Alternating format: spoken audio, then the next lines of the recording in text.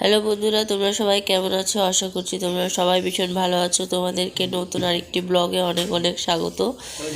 তো বন্ধুরা, বেশি একটা ব্লগ আমি বানাতে পারছি না, কারণ খুব কাজে তাড়া রয়েছে, যার জন্য মানে ব্লগ বানানো হচ্ছে না। কাজ হচ্ছে প্রচুর, কিন্তু ক্যামেরা নিয়ে দৌড়াদৌড়ি করা হচ্ছে না।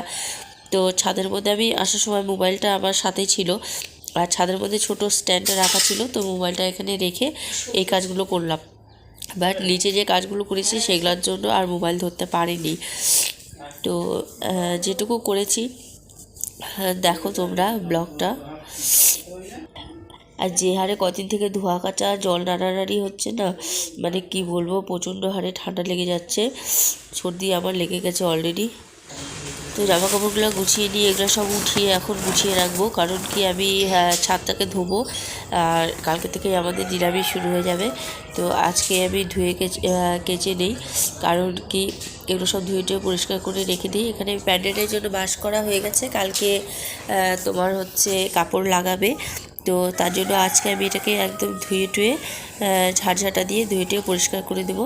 তো ওরা প্যান্ডেল লাগানো হয়ে গেলে পরে একটু বালতির মধ্যে গোবর গুলে নিয়ে ওপর দিয়ে ছিটিয়ে দেবো। গোবর তো আরও এখানে ভালো করে দেওয়া যাবে না, তো ভালো করে একটু ছিটিয়ে দেবো। আর এখন আজকে আমি এমনিতে ভালো করে একটু ছাদটাকে ধুয়ে তার জন্য এগুলো পরিষ্কার করে নিচ্ছি। চলো তোমরা দেখতে থাকো আমার ব্লগটা। আর তোমাদের যদি ব্লগগুলো ভালো লেগে থাকে তো অবশ্যই একটা করে লাইক করতে ভুলবে না। আর চ্যানেলে নতুন হয়ে থাকলে অবশ্যই আমার চ্যানেলকে সাবস্ক্রাইব করে দেবে, পাশে থাকা বেল আইকনটা প্রেস করে দেবে, যাতে করে আমার ভিডিও নোটিফিকেশন সবার আগে তোমাদের কাছে পৌঁছে যায়। তো এখানে দেখতে পাচ্ছ যে আমি এখানে পোয়াল গুলো এনে রেখেছিল বাবা, গ্রামের থেকে পোয়ালগুলো এনে রেখেছে। কারণ কি এখন তো শীতের দিন, ঠান্ডা লাগবে, তো আমরা প্রত্যেকবার দু তিন বোঝা করে বাবা গ্রামের থেকে পোয়াল নিয়ে আসে। কারণ পোয়ালটা নিচে পেতে তার উপরে কিছু দিলে বেশ গরম লাগে, যেহেতু ঠান্ডা নিচে থেকে ঠান্ডা ওঠে, তার জন্য আমি প্রত্যেকবার দু তিন বোঝা করে পোয়াল বাবাকে দিয়ে আনিয়ে নিই। আর সেই পোয়ালটাকে এখন আমি উঠিয়ে উপরে রেখে দেবো, কারণ কি এখন আমি জায়গাগুলো ধোবো।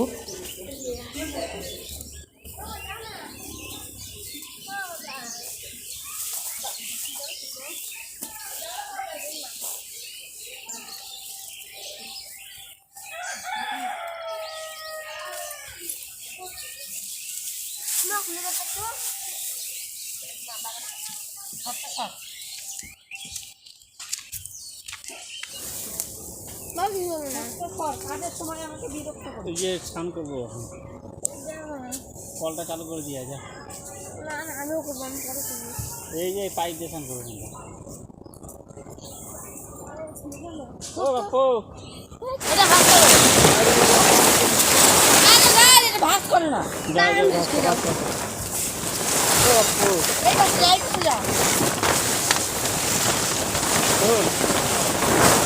আস্তে ধুলা ধুলা রে, জামা কাপড় ধুইছে, ওগুলা ধোয়ার মধ্যে সব ধুলা লাগবে। ধোয়াগুলা না ধুবো, এটা কি লাগবে প্লাস্টিকটা?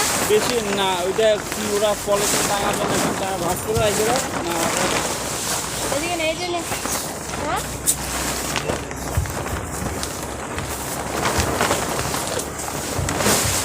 বইসে থাকে রে, ও শিখবে না নাকি? ও শিখবে না নাকি? শিখবে না নাকি?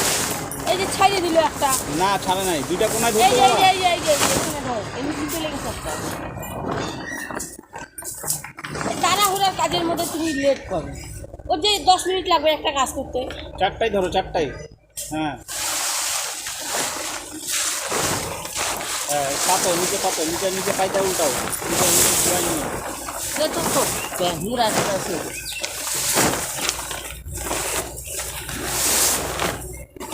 শুইলেই হইল, তো সুন্দরভাবে রাখতে হবে না। হ্যাঁ, এত বড় প্লাস্টিক। তোরা কি বুঝবি? তোরা আমরা অনেক কিছু বুঝি। বুঝি যে যদি তুমি অত গুছায় রাখো, আর কালকে দেখবো না ছিঁড়া ফেটে গেছে, আর কিছু না। এইটাই বুঝি। এগুলা কে আনছে এখানে? এগুলা দাদু আনছে।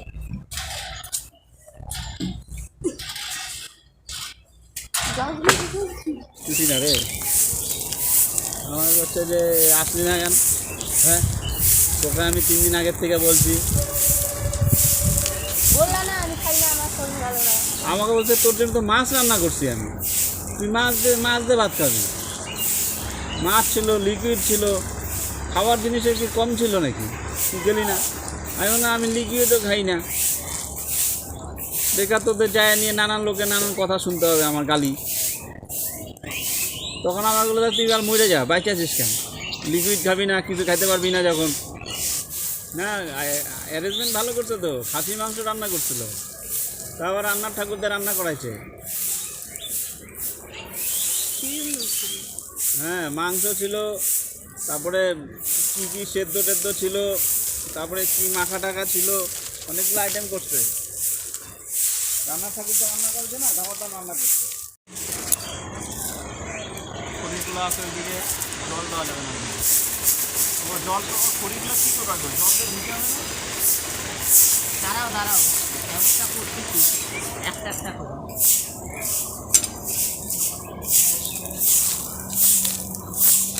এখানটায় কিন্তু কাউকে উঠতে দেওয়া যাবে না কিন্তু পূজার দিন, বিশেষ করে বাচ্চা কাচ্চা। আর সুমনের দিদির বাচ্চা কাচ্চা তো রবিবারে আসবে। ঠাকুর দর্শন না করে কি মানুষ প্রসাদ খাবে?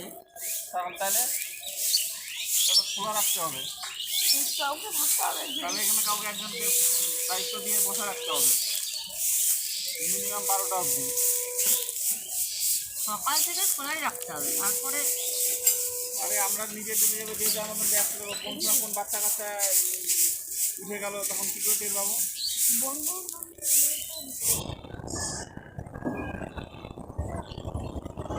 কী করো?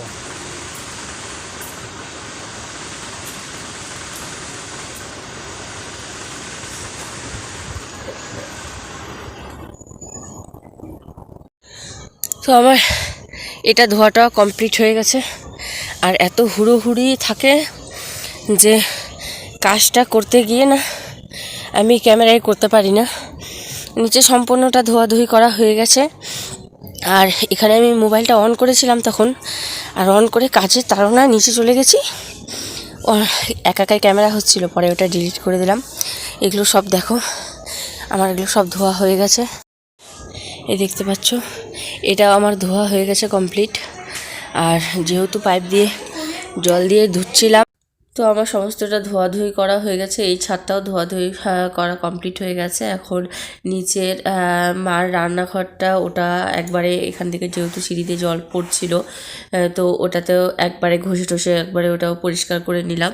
তো আজকের মতো ব্লগটা আমি এখানেই শেষ করছি। দেখা হচ্ছে নেক্সট ব্লগে। টাটা।